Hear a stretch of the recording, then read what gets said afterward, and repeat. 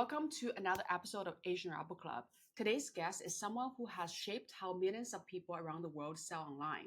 Bradley Sutton is the VP of Education and Strategy at Helium 10, the world's leading software of Amazon sellers with over 1 million active users. He's also the host of the Serious Seller podcast, which has racked up more than 4 million downloads and consistently ranks among the top 5 business podcasts in multiple countries. Before becoming an e-commerce educator, he was a nationally ranked sumo wrestler in the US and a YouTube Zumba fitness influencer with more than 30 million views. In this episode, we talk about how being raised the Asian way taught him both discipline and rebellion, and how surviving a heart attack that left him clinically dead for 15 minutes changed his perspective on meaning, health, and legacy.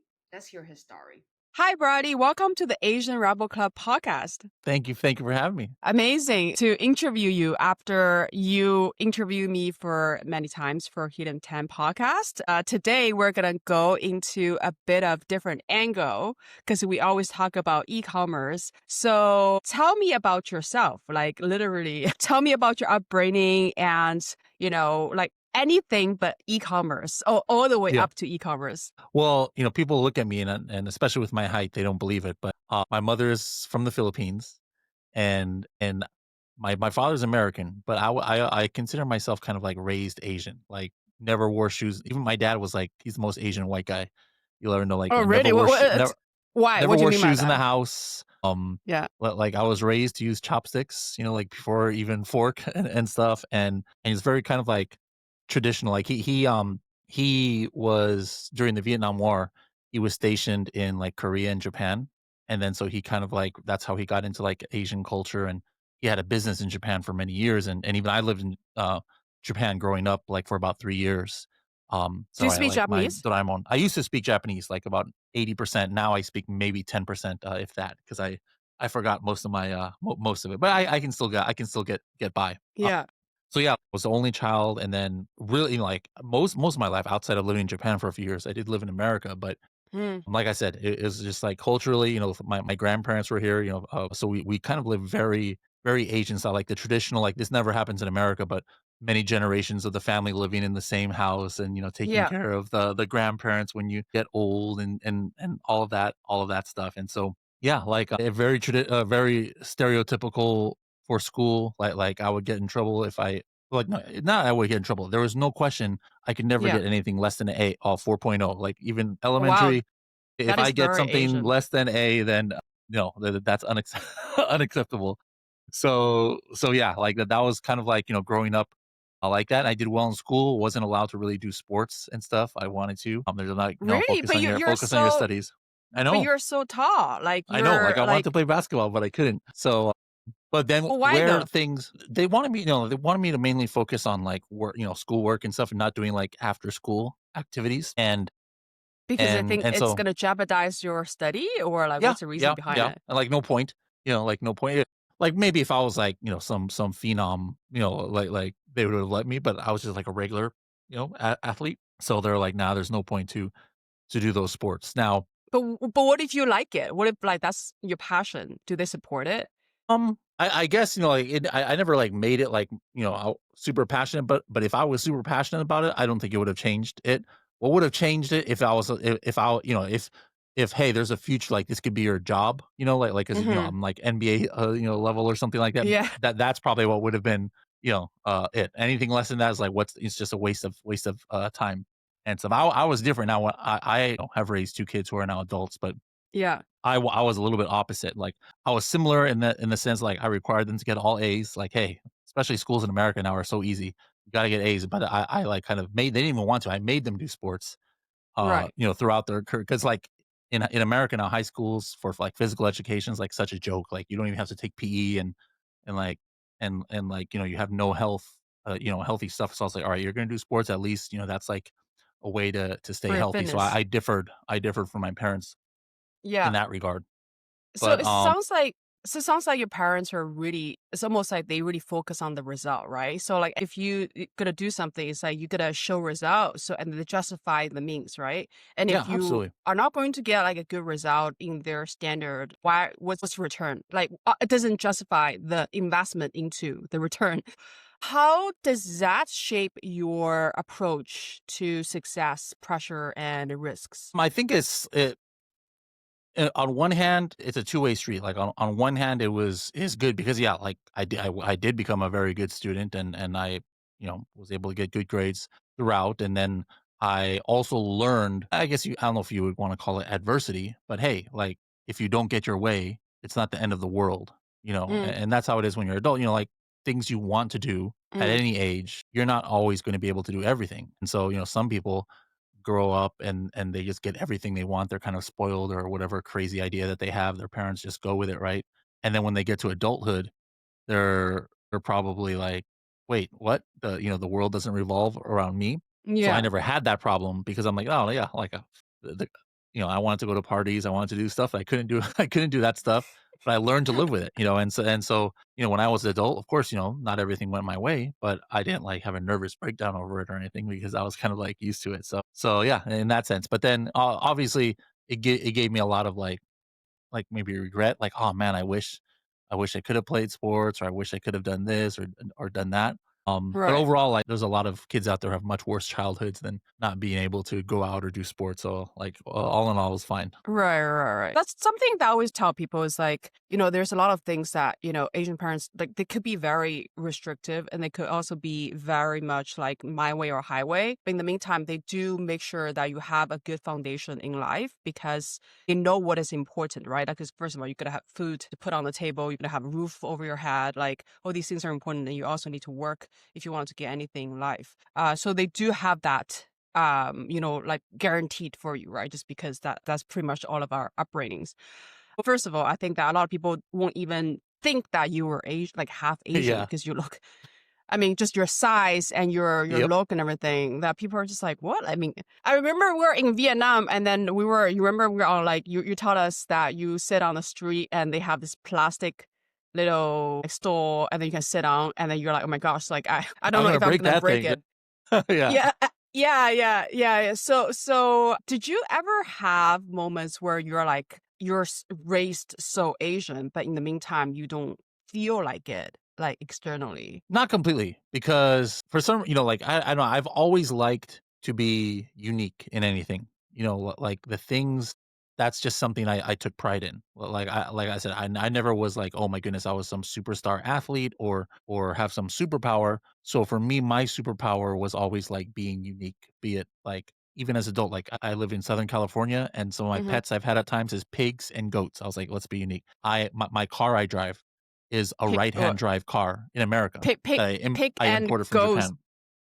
Pigs and goats, yeah, like, a different like, nobody here in or very few, like, in San Diego, California, have pigs and goats as pets, and I have a right-hand drive car I import from Japan, Nissan Skyline, that's not available here, that's, like, my car, I'm like, "Oh, that's cooler," and me being so big, I know it's normal in Asia, and it has nothing to do with Asian culture, but, like, I was like for a while, I was driving, like, a small scooter, like, to go to work, and just, like, look, we're like, no Americans don't drive scooters, and Yeah, and just, like, I I can't used to even be a imagine it. sumo wrestler too. I was a sumo Yeah, wrestler for years, like, I love sumo, growing up, but I always would take pride in these things. "Hey, I'm the only one who has a Nissan Skyline in America. I'm the only person here in this city probably who has got pigs and goats." And then I remember growing up, even as adulthood, whenever you put, like, race and stuff, I would just put, like, Asian, or I would put, like, Filipino if it was there. Like, even though it's 50-50, I'm like, to me, that was like I was like, yeah, I've always felt more Asian, and I kind of, like, identified, and I was like, "Hey, that's something that makes me a little bit unique, in the city that I live in." yeah, yeah, My wife is Mexican, yeah. but we like, still, even to this day, shoes are not allowed in the house, and we use chopsticks for the most part to eat and stuff, and only watch, like, Korean dramas and Chinese dramas and stuff, and so it's like I've I kept mean, it going. I can't even wrap my head around it. When you were in the Philippines, what do people say to you when you told them that you're Filipino? No, but nobody believes it. But now, like, it's funny, whenever I speak on stage for the last 2 years, I mean, for a while, like I would always wear like my typical hat and like jersey and Yeah. stuff. But for like 2 years now, wherever I go speak on stage, I'm using a barong Tagalog. That's the like Philippine traditional like shirt. Oh, And then wow. so and that's like my new thing, like where I'm just going, and then people like believe it more. But then I always that's like if I speak for the first time in a new city, and I ask people, all right, guys, anybody know where this shirt comes from? And then nobody usually does. And then when I tell people that, what's the origin of it and why I'm wearing it, people are like, come on, like, no way, you're not You're Filipino. joking. Yeah. Who are you fooling? But yeah. That's so funny. Well, I honestly didn't know that about you because I thought, like, I would never guess that you were more Asian because you just look like, I mean, first of all, like I said, even like your appearance, you just don't look Hmm. like that. And then I also didn't know that you kept all the traditions in your house. So how, like, I guess just, and obviously I know that you watch Korean drama, but I didn't know that you watch like Chinese drama, like the whole span of things. So like, why is it important for you to keep that tradition going? Like, what is the meaning for you? There's a part of it where like maybe when I started, it was kind of like going back to that thing where if I like to do unique things or stuff Yeah. that I would think is not expected. But in my opinion, it's just the best. It's about like American TV, honestly, and music is such trash. Like in my opinion, nowadays it's Yeah. like just so raunchy and just only trying to push like one side political agenda Yeah. or something like that. And I only I only started like maybe like I don't know 5 like 6 years ago, but it just like Chinese and Korean dramas are so like comparatively wholesome and just like addictive and Yeah. stuff. And so it's not like, oh, I'm trying to connect with my culture. Like I don't watch Filipino dramas, for example. Like it's not really interesting to me. But yeah, I don't either. So yeah. that's So, okay. but yeah, Korean and Chinese, that's my jam right there. Okay. Yeah, I see, I see. So it seems that you're just kind of going with where your heart, leads you to. So I know that you mentioned that you've lived many lives. Like, you were a sumo whistler, Zumba coach. I didn't know you're a stunt driver too. Like somehow I found it on the internet. Yeah, not really. I wouldn't say stunt driver. Like I used to race cars on like the quarter-mile track and things. I used to be in Yeah. the whole, I guess you can almost consider that kind of an Asian thing to do, at least for Californians. But I was in the whole Fast and Furious culture, when the first movies came out. And then Yeah.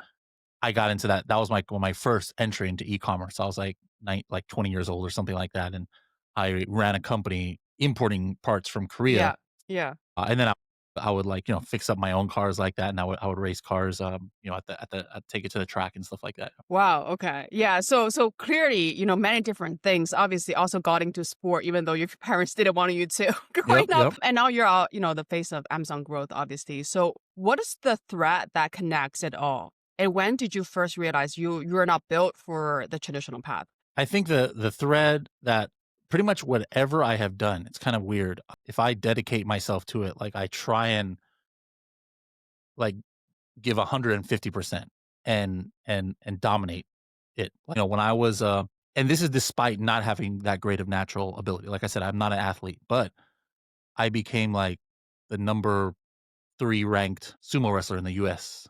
At one point I almost like Wow. one victory away from going to the world championships. But when I start something, I just dedicate myself. Like I get obsessed over it so that I can just like master it. So whatever I Mm-hmm. get myself into. So, that was one stage. When I was in Zumba, I've never been a dancer. I'm not a great dancer. Never have been, never will be. But I'm okay. Like don't get me wrong. Like I'm not like, like a robot or anything. Don't But you have don't you have this like channel, like YouTube yeah, channel yeah. that also blew up? I had a YouTube channel where I would do Zumba fitness, routines and things, and it had, 12 years ago, I had over 30 million views, and I would like Right. travel the world. People would fly me out to do master classes, and it would drive like the professional dancers crazy. Like, who is this guy? This like normal dude. But like like I dedicated myself to. I knew what would it take to get me successful. And then I got into the whole Amazon thing, and I started from the bottom. And then I was like, all right, let me find something, an aspect of this I can be really good at and become like one of the best in the world at it by dedicating myself to it. And then sure enough, within a couple of years, like I was known in the Amazon space, even before I worked at Helium 10 for like launches and things like that. And so that's just one thing. Like if I'm gonna like get into something new, I like Right. just go all in and sometimes I don't even get myself into it if I don't think that's possible. Like Yeah. there are some jobs I've gotten where that's not even a goal. like, hey, you know what? I have a family. I need to have insurance, so I need something that pays the bills. So let me Yeah. just do that. Like hobbies, like I'm not trying to be the best in the world at watching Korean dramas or something like that. Like there's stuff I just do because of necessity or fun. But then if there's something where it's like a big hobby where there's any kind of monetary thing can come Yeah. from it. I mean, even with the Korean cars, like nobody was doing products for Korean cars, and so at one point I was one of the most people known in the world for like aftermarket parts for Korean cars. So like when I get into something, I look, hey, can I like not only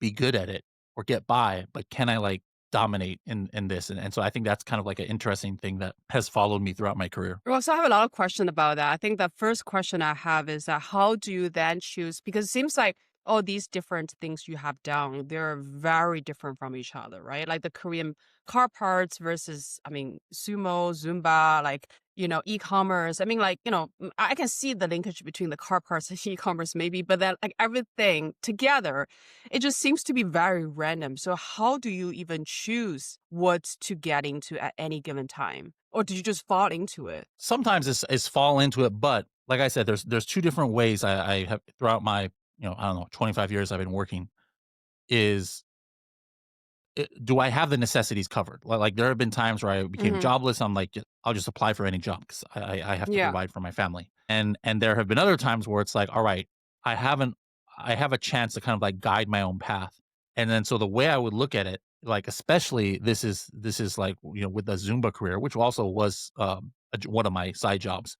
Hmm. To me, the perfect job is first of all, number one, you love it so much that you would pay to do it. Not only, like, would you do it for free, but, like, I love it, like, not I won't even take money for it, I will actually pay for the privilege of it, and so you think about that for, like, Zumba, before, like, when I was losing weight, now I gained all my weight back after I ruptured my Achilles, but that's a side story, but one of the ways I lost, like, 70 pounds years ago was I started doing Zumba, like, every day of the week as a student. I was literally paying to do it, and then Wait, all of a 70, sudden, 70 pounds? Like in, like, over how many? in 6 months only, I Wow. lost, yeah. Okay. That's a lot. That's like Yeah. what? I don't know, It's like 25 30 kilos, something kilo. yeah, something like Yeah. that, yeah. And so I would pay to do Zumba. And then the third aspect is it's something that can change people's lives. Yeah. Hmm. And then if you reach that for a job, like it pays yourself, covers your family, you love it so much that you would even pay to do it, let alone be paid for it. And number Yeah. 3, does it actually can actually change people's lives? That to me is like the pinnacle of Hmm. employment. And so I And had did you? that once. I was like, yeah, I had that once, with the Zoom. I was like, oh, this is the pinnacle. Like I'm getting paid to do Zumba, something I used to pay to do, but now I'm getting paid to do it. It keeps Right. me healthy. Well, like it's Yeah. good for me. It pays bills for my family. And like I have people coming to me saying that, oh my God, this saved my life. Literally, like I was diabetic and now I've lost 50 pounds and I Right. used to be depressed. And to hear stuff like that is just like, that's worth more than a salary right there. So I was like, Yeah, oh, for this is the sure. pinnacle. And then I had to give that up when I got injured and I ruptured my Achilles tendon and then I never could get back into it. But then that's when the Amazon came around. Like I was paying to learn about Amazon. I was paying Helium 10 and other tools to like Mm. use it. And then because I was so passionate. That's how they found me. That's how Helium 10 found me is I was this loudmouth guy in their message or Facebook groups and stuff, like always arguing with people, trying to tell them like set them right and stuff. I was like really passionate about it. And then Yeah. so first of all, I was like, I used to pay to use Helium 10 and pay for courses. And now I'm being paid to do it. So I'm like, this is great. It pays the bills for my family Yeah. and I'm changing people's lives. So like I struck gold again. I was like, I have people come up to me, oh my God, I learned how to sell on Amazon from Project X or from your podcast. And Yeah. now, I mean, I used to be I homeless, watched Project X. a lot of people did. Like, look at this. I had just brought this out, but I went to Dubai for a conference, speaking at a conference, and this guy comes up to me, says, "Hey, I do like 7 figures a year now, and I have a big community, but I started with Project X," and he even gave me a shirt with me on That is it. so funny. This is the kind of thing Oh my God. that's the kind of like way that you change people's lives. And so like to hear that, like that's worth like to hear from somebody, hey, it's because of you that I was able to turn things around or I started a career. Like that's priceless. And so like I Yeah, struck for gold sure. twice. Like the Zumba was the first where it's like I hit that triple play of Right. having the perfect, in my opinion, kind Yeah. of career. Oh, for sure. Yeah. Because like the passion gives you almost like a spiritual sustainability to do it. And then the financial part is like give you that monetary runway, right? Obviously, you got to enjoy the thing yourself too. So, but also sumo, if you're just one victory away from national championship, right? Or like the world championship, like that must be such a blow, like, back in the day. But you're very dedicated to get there too in the first Yeah, for place. for me, like I never thought I would even get to that level. So like I didn't Yeah. like, oh my goodness, this was so terrible. I was just shocked that I even got that far. Like I really Mm, had some crazy upsets on that path. And I had already like achieved all of my just to be able to do sumo, that was like the goal. I was like, I didn't even know there was a such thing as like amateur sumo because I knew I could never be a professional sumo. Like I wouldn't, do that and go to Japan and dedicate myself like that. So I was like, oh, yeah. what? There's an actual whole amateur sumo world of amateur sumo. I had no idea. So like I had already reached my goals, and even like MTV True Life is a documentary series. They like did a Yeah. documentary about my sumo career. So like I had achieved like almost everything Wow. I had there. So like it wasn't a blow to like it was just amazing to even get that Right. far. Right, right, But right, but right. yeah, I stopped at it. That was the tie into Zumba. It was like I was maintaining a certain weight. I'm actually close to that weight, back to that weight now. Since I've kind of let myself go here, but my health wasn't good in those days, and so I had to start losing weight. And then the Zumba was how I did that. And then yeah, I'm like one of the few. I think I'm maybe the only American who has medaled in 4 categories. Like because in sumo in amateur it's weight classes. Not like in Yeah. professional sumo you could have a 600-pound guy go against 200 pounds or something. So It's like everything goes. yeah, I would compete in the 115 kilo category. But then I went to the higher one, which is the heavyweight, at one point. And then after I started doing Zumba, I did one more sumo competition, but then, or two more actually.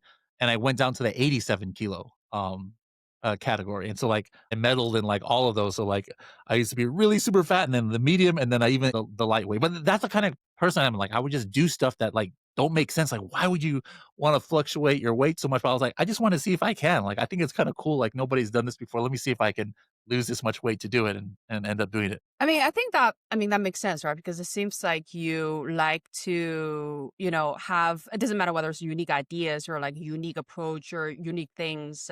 And obviously that you want to try different things too, right? That people have never done before. Like, I think that you Yep, also get a kick out of exactly. it. So, like, I think one thing is to choose what to go into. And it seems like to you, it's like a lot of things just come very naturally that you fall into it for the most part. Another thing is to choose how to be successful in these niches, right? Because, like, I think e-commerce, obviously there's a lifespan in it. But 20 years ago, probably not a lot of people are doing it. But for example, Zumba, like it's been around for a long time, right? It's Yeah, the same yeah. with sumo. So how do you make sure that you're successful in what your chosen niche with your skill set? As you mentioned, like even, when you were in Zumba, like people are just like, they're professional and then look at you that you're like newcomer, but you're clearly very popular. So how did you make sure you can outcompete these people who are already there as a challenger person? One thing I guess that is my superpower is, or it's kind of like a two-sided thing, is I'm really good at motivating myself. Like I make things like psyching myself out. Like I Mm, make things a competition. I don't care if it's something, if it's something I love doing already, I'll take it to 5x that feeling. If it's something I hate doing, I'll take it to I like it. I'm able to like I would pass a lie how do you do detector that? How test. do you do that? It's just like I make things first of all competition with my some kind of competition. Like I'm a very competitive person. I love watching sports. Yeah. Like a fanatic, and so I make it some kind of competition, like whether I'm competing with myself or I set a goal or I'm competing with somebody else where can I do this? Can I do that? And I gamify it. Like there was one time where I had to do something terrible. One of my jobs, it was outside of the Amazon world. I only worked there for like 2 or 3 years. I was working like as an inventory specialist and it was a grocery, like a not a grocery store, but a company that produces food to the grocery Mm, stores. And they had their own trucks, like semi trucks that would deliver every morning the food to all over Southern California. And yeah. the one guy whose job was to route the trucks, like he took like a 2 or 3 week sabbatical and then they were like, "Hey, Bradley, can you do it?" Now that's something I never had done. One of the most boringest little things. Like here I am, inventory specialist, and now I have to decide the routes of truck drivers and which stops they would go and where they're Oh going to my go. Like God. it's terrible. But I made it a game and I made myself so love it so much. I literally would sometimes work the whole night in the office and I would sleep there because I got so into it where I'm like, how can I make them do even more miles today without going over the limit? And can I pick up stuff that even the other guy would not, the regular guy who had been doing that job Yeah. 30 years, I made it a game. And then like I got so into it, the next thing I know, it's like 3 a.m. I'm the only person in the office. I'm like, oh, let me just go ahead and sleep under the desk here. And then people would come in the morning like, what is Bradley doing here? Sleeping on the floor of the office building, right, right here. But it's because I made myself like it so much. So when I get into something, like whether I like it or don't, I take that feeling to like a whole other level. And that gives me like a lot of dedication, motivation to kind of go Right. beyond. And then the Right. other Right. superpower I kind of have is I'm good at taking like, and this even applies to the Amazon world. Some of the things I've done, like taking what would be considered, I don't know what's the word, like detriments or weaknesses and make them strengths. So, like for example, like I'm not, I feel comfortable speaking, but as probably people hear, like sometimes I'll stutter or I'm not clear or like I'll mess up. But then what I did was I made that kind of like for my podcast, for example, I Yeah. made that how my podcast goes. It's like, hey guys, this is an organic conversation. Like I don't script anything where I make mistakes, whatever. I'm just a normal person having a conversation. People like dig that. I told you before, I wasn't that great of a dancer. That would be considered a weakness. But how did I make it my strength was when I'll go to like what we call Zumba master classes and stuff like that to see like these amazing dancers, right? And it's good. Like to see somebody so professional is like good. But I realized I never like saw myself in them because I'm like, well, that would never be me. It's cool to watch because it's like entertaining and like you're in awe. But then I was like, what about all the other people who want to be motivated, maybe not just look for a Mm. spectacle? And I'm like, that could be me. Like, here is Bradley, the ex sumo wrestler, big guy, who's not a professional dancer, but look at what he's accomplished and look what he's doing. And then so that's why people actually love me more than all these professionals. And I had more views on YouTube and everything. People would pay me. Why? They Because I can was a relate great to you. dancer? Oh, but exactly. They could relate to me. So I took my weakness and I made it a strength because I was like, no, guys, a sumo wrestler, can lose 50 pounds doing this. And a guy who's never taken a dance class in his life, why not any of you? And that's the feeling I could give them that the professional dancers couldn't. And then just like, sumo wrestling, like you're actually supposed to be shorter, Yeah. in sumo because of like you can't be knocked over. And so the center of gravity. But then I was like, all right, I'm tall. What do I have going for me? I have my reach. Like I have longer arms. So I'm like, all right, I have a disadvantage, a weakness of being tall in sumo, but my advantage is because I'm tall, I have longer arms. So my fighting style was different than the average one where I just keep people away as opposed to like Right. trying to, work on the, so like whatever I do, Amazon, sumo, Zumba, can I take a weakness and make it a strength? And that's kind of like what has helped me, I think. Right. Right. And I think it's also it just it strikes me as like, because you also grew up like to be unique, right? And Yes. obviously you are unique in the sense where like clearly you look Caucasian, but you're half Asian and you grew up in a household that, as we all know at this point, that, it's very Asian. So like there's a lot of uniqueness in your own upbringing, your own background and your hobbies and what you do. I feel like you're very comfortable. It's almost like you're very comfortable accepting and digging out what makes you special. And then Yes. you then turn that into a strength, right? So like I think a lot of people who, maybe they don't really accept themselves. Like some, especially in the society, in the Asian culture, like it's such a homogeneous society where we're all taught to be like, you're gonna be, in the box, you're gonna be like everybody else, right? And it's, frowned upon if you like stick out. And I think that because of that, people don't want to admit their uniqueness. For example, if you're a really tall girl here in Singapore, I heard one of my friends said that, he was like dating this girl who's like super tall, like 6 feet in Singapore. That's very tall. And he was like, this girl is so self-conscious because she's like, oh, who wants to date me? Like I'm so tall. Right. But then that could be her superpower, Exactly. like that could be, she could be a model, like she could Yep. be a basketball player, whatever that is. Right. But then, if you're so focusing on like, say, fitting to like certain, whatever stereotype, that will work to your disadvantage, right? Because you're like try to overcome it, but then it seems like you kind of just go with it. And then you make it relatable to other people who perhaps also have, maybe similar struggles, similar backgrounds as you. Another thing I want to ask is that when you're mentioning about gamifying the process, I think that's pretty cool. But what is the reward? Okay, so I wanted to understand, how do you manage the outcome expectation, right? So like, say if you make a game, obviously there will need to be a reward. Otherwise, the game gets boring. So how do you say, like, what's the reward you give to yourself? For example, when you're inventory specialist in the example you give out. Yep. Or, just something that you try to do, you're like, I want to challenge myself and see if I can do better. What's the reward you give to yourself? And say if the result isn't what you expected, how do you then keep motivating yourself? Yeah, so that's I think important, and I think not everybody can just have this mental makeup, but there are some people who, when they do those who do similar things as me, they literally physically give themselves like a reward, like a monetary reward, or say, "Hey, I can do this. I'm going to send myself on a trip." But Mm, I do it at like more of the micro level. Like every small task mm, is a challenge, and I don't do it for the reward. I just do it to see if I can, and to like be a better version of myself. That to me is the reward. Like, so it's like I'll take a task like routing the trucks for that day. It wasn't like, hey, let me crush this whole project of helping out this department for 3 weeks while he's gone. That wasn't that. It was each yeah. day like, all right, can I get them to go more miles? Can I have more pickups? Can I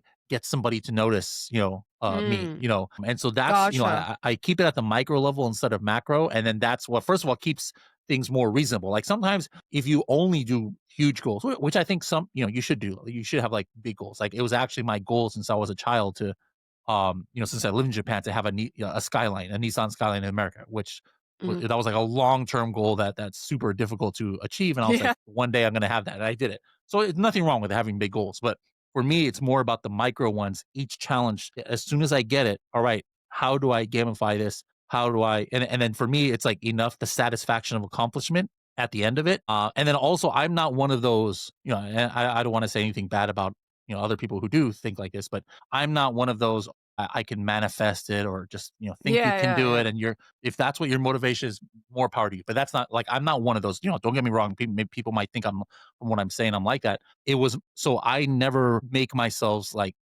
goals that are completely crazy, and just with the belief that, hey, if I just think hard or try hard, I'm going to be able to achieve it. So the stuff that I do is like reasonable. So that Yeah. most of what I do, like 90, if not 95% of these little micro goals, I achieve almost all of them. Mm, And so that gives, because if you always set goals that are too high, and you only achieve like 30% of them or something, it's demotivating after a while. for And then you're sure. like, I don't even want to set goals anymore. Like there's 7 out of 10 chance I'm gonna fail. So that's another thing Yeah. that for me works. Yeah. Yeah. I think there's a lot of, like, what I heard is there's a lot of intrinsic motivation in doing it, and just become the version of yourself that maybe nobody else knows, right? Brady feels like he's so accomplished because he figured out another route for the driver to go. Like, that only matters to you, but then you know that you achieved that. You know what it takes, right? And that give you like almost more motivation to figure out the next challenge. So I think that's even though maybe people don't see it, it's obviously,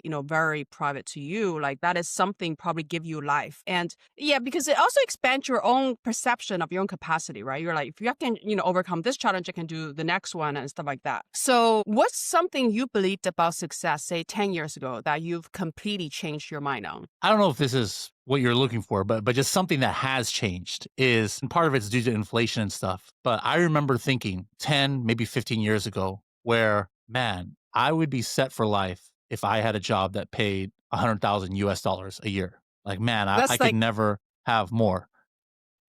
yeah, And yeah. I now, remember. like, if Yeah. I only made that, like, I would be broke, like, Yeah, yeah, so, yeah. that has definitely changed about like, like what it takes to really, be able to provide for your family. And some of it is due to inflation, but some of it is also because, oh my goodness, that I didn't mention it. That's like one of the most Asian things ever of how I grew up, or Filipino things ever, is my parents, I wouldn't call them rich, but like they've got, $1 million house, and they've got house in Mexico. They're like really good. But if you knew how they live, you would think that they're the poorest people in the world. Like, only That's so buy stuff if Asian. there's a coupon. Their toilets, like my parents' house, they have a like, I don't know, their house is probably $2 or $3 million. None of the toilets work in the house. Like, even they What? have to put the like it works, but they have to like take there's something wrong with every toilet in there. There's like four bathrooms to fill up the tank in their master bedroom. And that's the one that works. The other ones just completely don't work. They fill up the bucket in the bathtub and then re-pour the water into the tank of the toilet because they don't want to pay to get it fixed. Like my parents are the cheapest people. And so That's crazy. I used to be like that. And then now I spend a lot of money because like, just, maybe I was like, hey, I'm finally gaining away. But that was something that changed too. Like I am not as like thrifty as I used to be. Like I still try and, hey, I'll spend an hour to be able to save $200 on a flight or something like that, or max out my points. And I don't use coupons when I go to the store. Like I don't wait till something's on sale. I buy designer things. Now before like I pay more. I pay like there was some like viral video I watched on Instagram. It made me like super interested in this really super fancy kind of jeans, Japanese denim. And in one pants, I paid as much as probably my previous 15 years that I ever paid in pants. So that's something I think that's changed a lot is I'm like trying to treat myself more than I ever did as an adult or as a kid. Because when growing up, like I was just taught that you have to do the bare minimum, don't go out to the movies, almost nothing because it wastes money. Never go, don't go out to eat, much. Don't get drinks Asian. when you go out. That's crazy. Like just order water and stuff like I lived like so many years like that where now I'm like, no. It's important to work hard. It's important to not just like waste money, but what is it for if you're not enjoying life? And so I think it's that's important something to treat definitely yourself. changed. Yeah. So, okay. So what do your parents say to that when they look at your... They don't like that, they're like, oh my goodness, I can't believe we raised somebody like you. Like this is like, you're wasting so much, so much money, but you could save so much. Where's your coupons? But I'm like trying to like change them because I'm like, my parents are old. So like, like my dad, he'll probably, pass away. Who knows? Like he could pass away anytime. He's like in his 80s and not bad, good health. But it's like, they save money for so long. At what point do you start enjoying it? Like they have a house in Mexico. It's so funny. They have a house in Mexico on the beach, like a beach house. And they used to go there all the time. There's a very, like, even we don't fly from San Diego. So like we go across the border in Mexico because we're near the border, like an hour away. And then it's cheaper, like a lot cheaper, which is fine. I'm like, okay, the difference between, $500 flight and you have to take one stop to just walk over the border. And then it's only like $100. But then my mom won't let me buy the ticket. Like, all right, it needs to be like under $70. If it's $100 up, well, we'll just have to delay our trip because that's too expensive. It's like your age and the amount of money you have. Like, what is the point? Why are you living like this still? Now you have accumulated the wealth and you're about to die soon. You got to enjoy life. And so I'm trying to like slowly push them, change them a little bit, but it's hard. Yeah. It's I think a lot of times it's like people almost like take joy in saving money, right? So it's like it hurts them if they were like wasting, right? They don't even see that as like enjoyment because like so many years it's like maybe the joy comes from like seeing their bank account grows, right? And then so if you're gonna deplete that, they're just like it doesn't justify it. Yeah. But also, I think a part of it is also because, like, it's really hard to prioritize yourself if you're not used to it, right? Sure. Like, okay, well, that's, I mean, I was just reading this yesterday, I think, on a newsletter where they're saying that now Americans, like, think $100,000, as you said, right? Like, before that was like the gold standard of like comfortable or whatever. And now it's people are like, that's what I need to survive. Like, I think more than half of Americans think that's what they need to survive. I mean, in some places that's still okay. Like maybe I live in Alabama or Kentucky or something like that. But California, if $100,000, you better be single and have a roommate or two roommates. Other than that, apartments here are and it's not like I'm living in I live in the suburbs, but apartments and small houses of only 2 or 3 bedrooms is like $4,000 a month rent.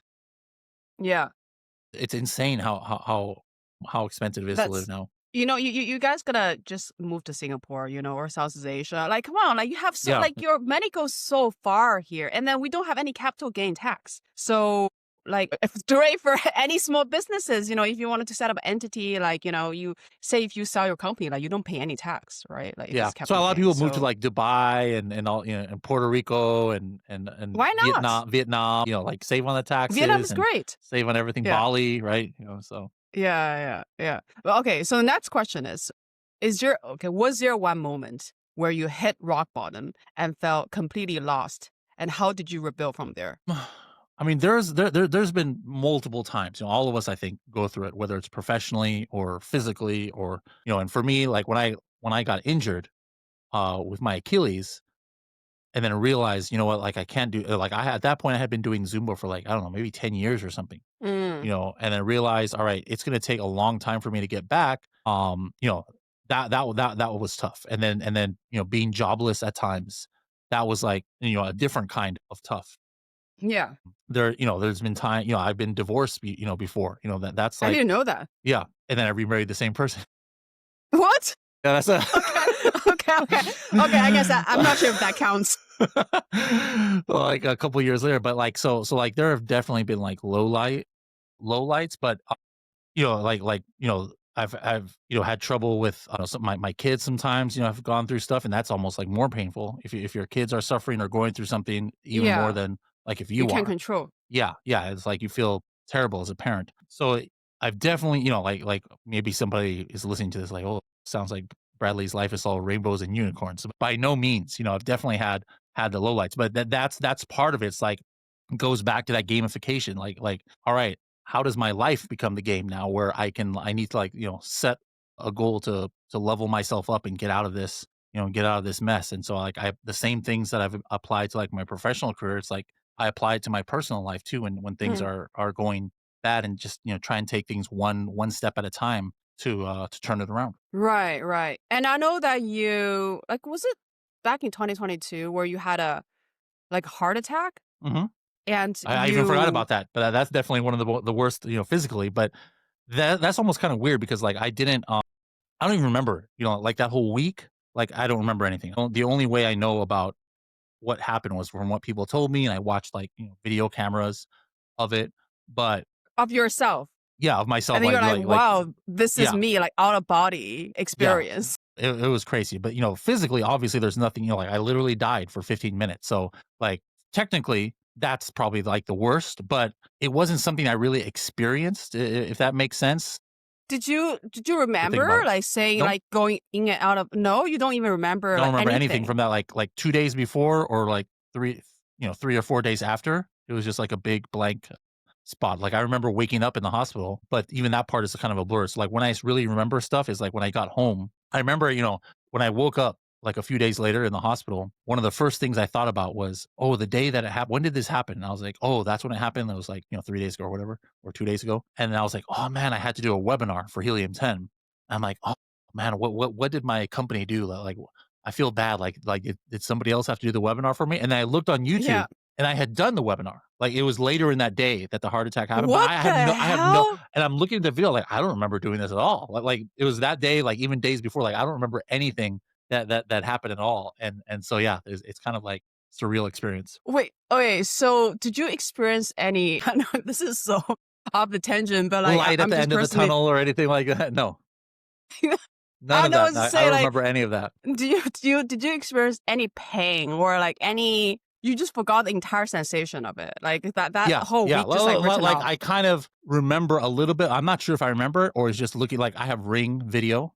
And then so where it started was I was playing basketball with my son, and then like you could see me like kind of like go and sit down because I wasn't feeling good. So like I kind of remember that, but I'm not sure Okay. if it's just because I watched the video. Yeah. But that I'm not sure if that was the moment I had the heart attack, or like it wasn't the serious one. Like what happened was I was in the shower after, because I was after that I was like, okay, yeah, I knew that this is not right. So I was like, at first, I was like, "We're gonna have to go to emergency." And again, this is not me remembering. This is just what people said I Hmm. said. And I was like, "No, I feel a little bit better, but I still think we need to go to urgent care. Something we have here in the States where like maybe you don't need to go to emergency room, but you go to like this clinic to just kind of Mm. get checked up." But I was like, I was playing basketball, so let me take a shower. And then it was when took a shower that I just like fell dead, and like 99.9% chance I should have been completely dead, like forever, because it was only a perfect scenario that I was able to survive. Because first of all, I mean, I travel, like I take over 100 flights a year these days. And Yeah. so if Yeah. I was by myself anywhere, if I was driving, if it happened, I would have just crashed and died. Like, if I Yeah. was in any other room, if I was playing basketball by myself, without my son and nobody, knew, I would have just been dead. But even some reason I didn't even lock the door. Like I usually lock the door when I take a shower, but for some reason I didn't. But then I guess I was able to yell when I knew something was happening. The Wow. instant before I lost consciousness and stopped breathing. And then so they heard me, and then they were able to get into the bathroom because I left the door open somehow, some Yeah. reason. And also, my wife was CPR certified because it took the paramedics like Wow. 15 minutes to get there. So she was Yeah. able to do CPR, and then when the paramedics came, they used the defibrillator to Yeah. resuscitate me. But like like you think like how many perfect things had to have been where I was All the at stars home. gotta be aligned. Somehow they heard because like what if I go and take a 20-minute shower, Yeah. nobody would know anything, even if I'm just in there. Oh, he's taking a long shower. And then, nope. If nobody did CPR on me, I would have just been dead. And so, yeah, it was a really crazy thing. But like, it goes back. Like, see, that goes to like how I psych myself out because I didn't even say that. Like when you told me, hey, what's the lowest? That should be the lowest. But like, I kind of like I don't want to say I block it from my block that period, but I if you go through something traumatic like that and you let that be the only thing you think about every day, then it's not good either because now you're gonna go through For life like sure. scared of life and everything. But Right. so I always feel like if I go on stage, I'll talk about it sometimes. Not much anymore. Like I could do it like once a year because it's important, I think, to still remember it sometimes. But like during everyday life, sometimes I'll just even forget that Mm. happened because I'm trying Yeah. to focus on like positive Right. things. So that's another thing I guess can be advice is like, hey guys, all of us go through stuff and yeah, acknowledge it, make changes, to help. Like I try and make healthier choices, but don't let these like weak points guide your life and make you scared to Right. live or just, Right. because I know people like that. They have a traumatic experience and now, they develop phobias like, oh my goodness, Yeah. I'll never fly a plane again, or I'll never drive in a car, Yeah. or I can never, Yeah. like, nah, that's no way to live. Right. I mean, some people don't, like if especially if you have like a plane crash, some people don't even wanted to get on a plane for like say 10 years, right? Because it's so like so traumatic. It almost feels like the universe wanted you to live, right? Like the universe didn't want you to die because as you mentioned, like there's gonna be so many stars need to be aligned for that Yeah. situation where you then survive it. Did you ever think about, I guess, have you ever thought about like the meaning of it, or like did you make any meaning of it? Did you do any kind of reflection on how to live life like perhaps like differently going Well, forward? the biggest thing was it's regardless of your age. Now, like I'm, that's another thing. Thanks that I'm Asian, I don't look as old as I am. But even still, like somebody my age, I think that I was like 42 when that happened, 43, something like Hmm. that. That's still too Yeah. young, or Yeah, for sure. you would think that's young, but it's really not. There are people even in their 30s. So like that's one thing that changes. Like I never thought that anything like that could ever happen to me. It wasn't like I was completely unhealthy. Was I the most healthy Hmm. person in the world and running marathons? Of course not. But it wasn't like I was, like 800 pounds and never moving, Yeah. and so that's the important thing. Like that made me change is like, hey, don't think that you're Superman and nothing can happen to you because of your age or because you work out or because you're semi-healthy. No, it could still happen and you need to do as much as you can. And so like I'm trying, I'm still not perfect. Like I'm overweight, like I'm still not where I need to be, but I'm definitely more mindful of Yeah. my health and what I eat, what I drink, things like that, nowadays than I was before. And then also just like teaches you to like like kind of like, hey, something can happen at any time and you Yeah. don't want to have like regrets, like with your, the time you're spending with your family or your parents or your kids or whatever. It's like, hey, you could just be gone like at any time. And so like what if that happened? Would you have regrets? Right. Or is there something so that in that aspect, I'm definitely like I think a little bit different as well. Yeah. So I think everybody kind of cognitively understand it, right? Like they're like, we all know that we're gonna, first of all, we all gonna die. So there's no question about it. And then secondly, we all know that at any given time we can die, right? We don't know how, but we can and we will. What's the change? Like going through something like that, like so physically, right? Like actually happened to you. What do you think is the difference now versus before when you had the cognition of it? Yeah, it wasn't like I was like YOLO my whole life, like, oh my goodness, I'm going to do whatever I want. I think the difference is it just kind of like a little bit of a wake up call Mm. where um where you realize that you like it's not like, oh, I thought that everybody lives forever. No, like I'm not stupid, but when something like that happens to you, definitely changes your point of view. And then that was why for a time, like for 1 year after that, whenever I would give Amazon talks on the speaking circuit, I always bring that up. That was like my theme for the year because a lot of people know me And I think maybe it doesn't happen to you, but then when it happens to somebody you know, it makes it a little bit more real, I think. And then like I see differences even in my own family with how they are after that happening. It gives you like a more of a sense of mortality, I guess is the word Yeah. maybe I'm Yeah. looking for. And so yeah, that was definitely a change too. Yeah. And I feel like, maybe just like speaking to people, like you have the platform to do that and also help you to process it, right? So that's like a healthy way to process it when you also inspire other people in the same time. So what do most Asian entrepreneurs or creators get wrong when try to scale their e-commerce business? Now we talk a little bit more about the business aspects of things. I think I worked a lot for years with Korean companies. Yeah. For probably 15 years before I worked at Helium 10, and even in the beginning when I was working on Amazon. And one of the biggest mistakes that they would make is hey, I want to go international, which is good.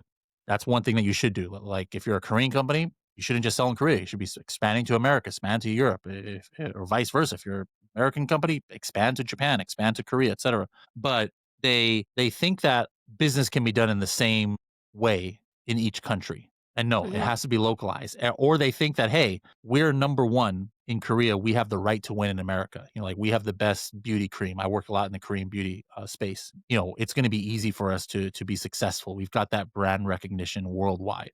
And yeah, of course, there are some companies that do have brand recognition worldwide, but there are others where it's just like, yeah, sure. If you're a Korean brand, any expat Koreans who live in America or something, they'll probably know about you, but that's not who you're Yeah. trying to market to. You need to think global, not local. And so how can you make your brand, regardless of what nationality the person is, something interesting? So that's something that I struggled a lot with working with a lot of the Hmm. Korean and Japanese companies I've worked with, is helping them understand that, hey, just because you're a top 10 company in Japan or Korea in this space, you're like having to start from scratch in another country. You're going to have to do the stuff that you probably don't have to do here in Japan because or Korea, since you're such a well-known name. And so I think that's something important. And then, another difference that's different than like Korea and Japan is with a lot of the Chinese companies I work with, Yeah. when they come and try and market to Japan, to America, to others, is they don't think enough about branding. Yeah. Like they're like, hey, efficiency, efficiency, efficiency, lowest cost is Products. the most important. The products, and good product quality. Like they got, Yeah. the like Chinese factories, I think, are the best in the world. But then they don't Yeah. realize that if they don't have the branding that goes along with it, this is not, like maybe 7 years ago, not too many people cared about Amazon brands. It's like, hey, let me just find the cheap product. But now to have success, you really have to know how to market to your customer avatar.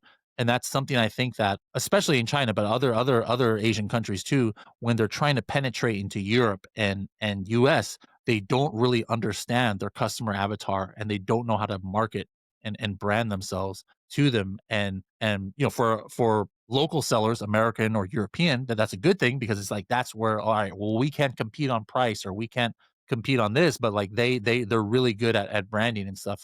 But yeah, I think that the Asian companies I've dealt with, that's a really big problem. Yeah, so I mean, it's funny you mentioned that made in China products have really good quality. I think that 10 years ago it was like No, completely the yeah, opposite, where it was like shit quality. But it's the same thing that happened to Japan too, right? Before made in Japan was sure, like sure. pretty bad quality, and after 80s it's like good quality all of a sudden.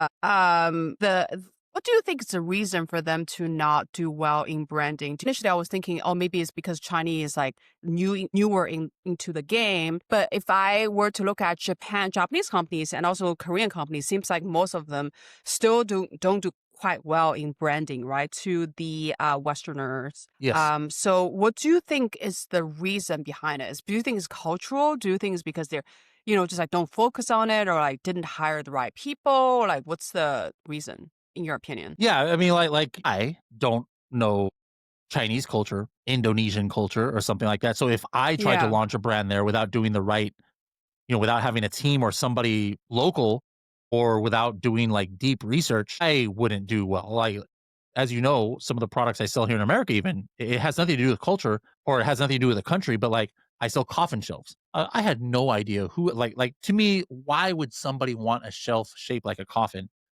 Is the most ridiculous thing in the world to me. So I knew nothing about it. So It's like it's gothic similar thing. decor.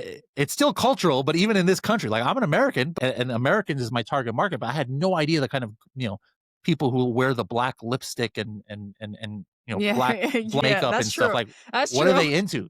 So what did I do? I had to like immerse myself into that culture and Yeah. interview people who are in there and study what kind of products are they like, what are they looking for, why do they want something shaped like a coffin, like what's their motivation, and then that's how I was able to brand them. It's the same thing when you're going from one country to another. If you're trying to use Chinese values or Vietnamese values in America, it's going to be different. You got to like either hire somebody here or study, like I did, like who your target market is. And then now you're going to market differently because you could have the same exact product and the way you market it in, Laos is going to be different than the way you market that same exact product in Japan or in the Yeah. United States, et cetera. And so I Yeah. think that's like a lot of times they're just focused on the numbers and hey, let me get to the top of page one and let me get Yeah. this number of sales and stuff.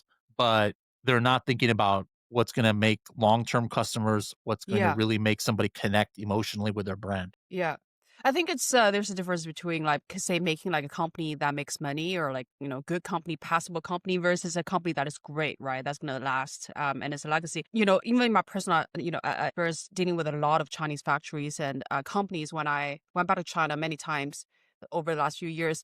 Like this is the difference because if you look at TikTok, right, or Shein, or even this these days like Chaji, who is now in the US listed there, like they are really successful in branding itself. Or if you look at like certain industries where like, for example, electronics, right? And now Chinese like companies, mostly from Shenzhen, are dominating that area.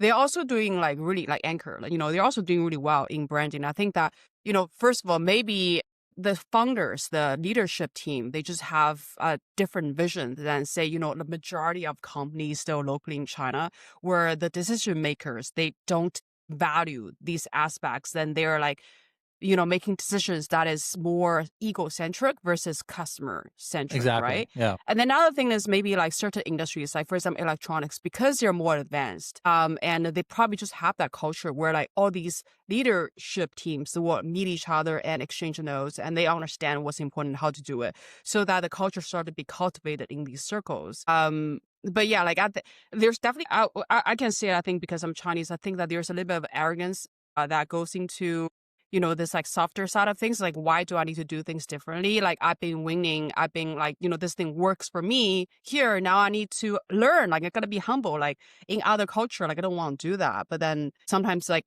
going back to like, would I drive the result? Probably not, right? Yeah. So, Yeah. Yeah. okay. So another question about the business aspects of things. I don't know whether the statistics is even accurate, but you've trained over 30,000 people in Amazon strategy, probably more at this point.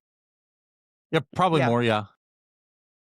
What's one success pattern and one self-sabotage pattern you've consistently witnessed? Success is the people who are able to blend the science behind e-commerce success with the emotional aspects, the customer, thinking about the customer. Yeah. The failures is the person who thinks that they only want to succeed. There's like the ones who think just about the customer. There are some brands that they're like, oh, I'm gonna make the perfect product that I know exactly what this avatar wants, and I'm gonna have the coolest pictures, and I'm gonna have the best looking listing, and my videos are amazing. But then they have no idea how to rank on Amazon to Yeah. get visibility. They have no idea about the Amazon algorithm. On the other side, Yeah. you've got people who are like, oh, I know exactly Maldives honeymoon strategy in order to get to the top 10 of page one. And I know exactly how to optimize for AI and exactly what I need to do to have the best ROAS Yeah. and this and that. And then they completely forget about that they're selling to a customer as well. And they have no connection with Yeah. the Like customer. left branded versus right Yep. branded. And so you can't just focus on one of them. They're both Yeah. equally, arguably 50-50 important. And so the successful people is the one, I mean, and just because you do both, that doesn't mean you're a guaranteed success, but any Yeah. successful person I've seen, they have a mixture of both of those things. Obviously there's other things that are important. You got to have the right market fit and a good, good quality product, etc. Yeah. Let's just say you have all that stuff. You've got to blend the science with the branding and customer centric thinking, not just do one or the other. And how about one way that they sabotage their success that So you've the witnessed? sabotaging is when they try and just do one of those. Yeah. Or the other thing is, and sometimes I know this works, is when they just trust their gut. Like, oh, I know my market. I'm not going to do the research. I just know that this is going to be a great product. Like that's not Yeah. the way to do things. Like 6 years ago, yeah, you could luck yourself into having a successful product on Amazon because you like it. And so the people who don't rely on the data to guide their decisions, like I said, it's not only data, Mm. but whatever you decide to do when it's on Amazon e-commerce, there's got to be data behind it. Like there's got to be a Yeah. reason. Oh, I analyze this niche and the amount of searches compared with the existing competition has this number of reviews or whatever. There's got to be things like analysis like that you're doing, as opposed to, oh, let me sell this product because it feels good, or let me make this decisions with advertising because this is what I would do. Like, no, like you've got to have data behind your decisions. Right. This is, obviously a personal question of mine. Sometimes I struggle with launching products is that sometimes your heart, because I think what you're talking about is like the alignment of head and heart, right? You gotta have both, right? You gotta have the emotional aspects of it, and you also need to have the logical aspects of it. But sometimes, what if like these two things just don't align? Like, say if you're just really passionate about, let's just say candles, right? Candles so fucking saturated, but like I just love candles.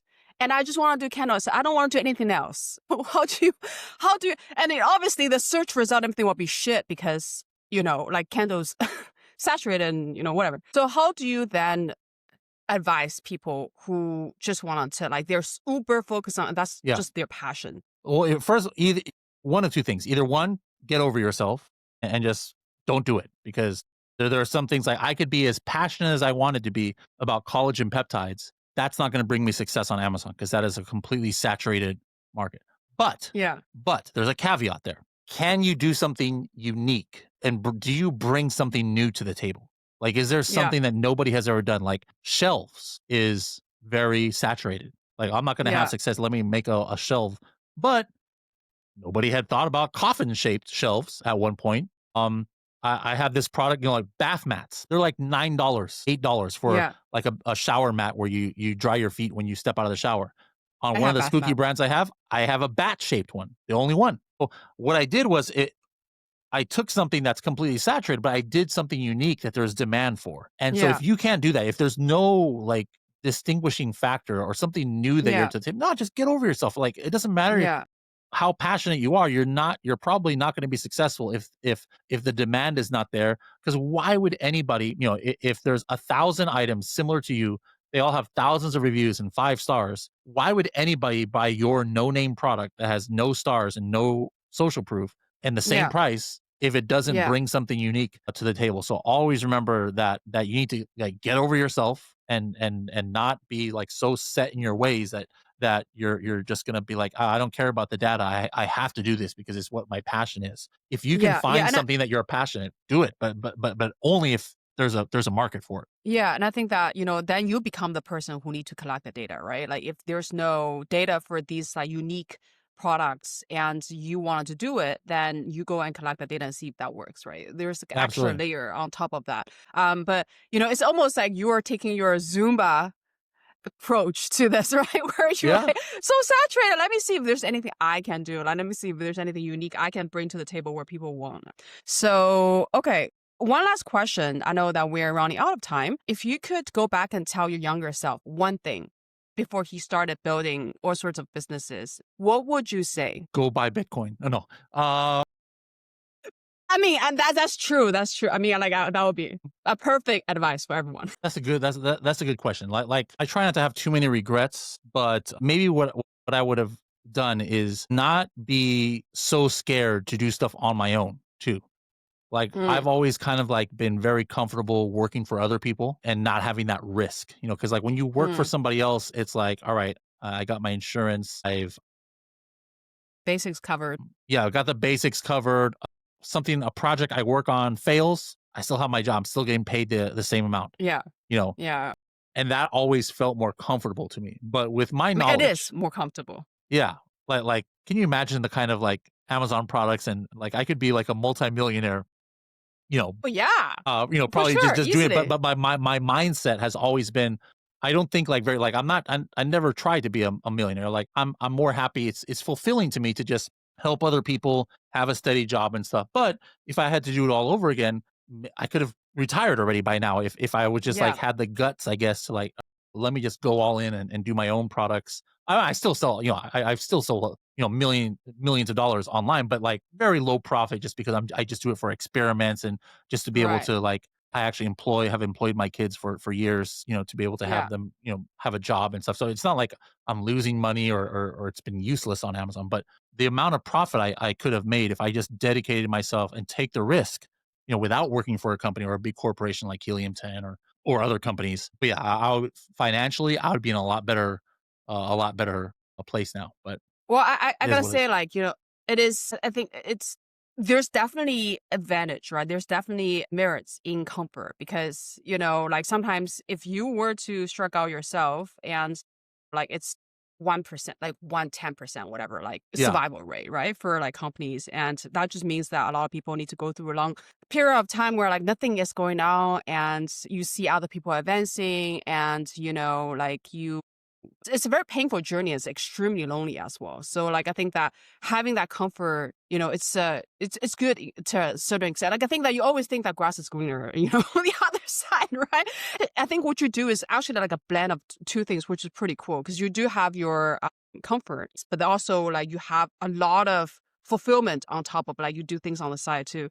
yeah, Another thing I saw, like, I just saw the data yesterday was like everybody now in America has like a side hustle. I don't even know if it's sure. true because in Asia, I don't think that is, I don't know. I don't think everybody has a side hustle here in Asia, but like, it takes a lot of creativity and takes a lot of innovation to have that, that creativity shine on top of your day job. So this is a question I ask every single person on my podcast.